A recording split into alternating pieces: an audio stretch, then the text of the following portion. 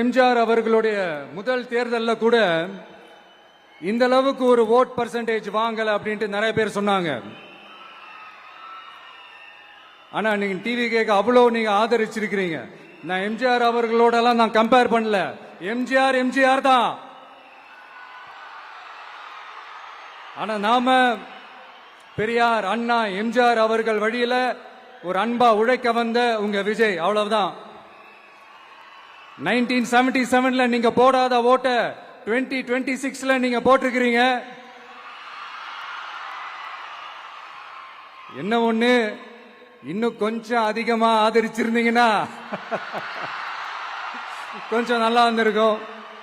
But பரவாயில்ல, ஃபியூச்சர்ல வரப்போற எல்லா தேர்தலையும் உங்களுடைய முழு சப்போர்ட் என்னால வாங்க முடியும்ன்ற அந்த ஒரு நம்பிக்கை இப்போ என் மனசுல ரொம்ப ஆழமா பதிஞ்சிருக்கு.